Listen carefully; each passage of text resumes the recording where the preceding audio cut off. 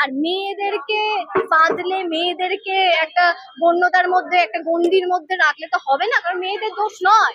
আজকে যে মেয়েটির এটা হয়েছে তার তো কোনো দোষ ছিল না, সে তো ছোট জামা পরতো না, সে তো যথেষ্ট ভদ্র বাড়ির ছেলে, যার তো কোনো বাজে নেশা বা বাজে কিছু ছিল না, তাহলে তার সাথে এটা কেন হয়েছে?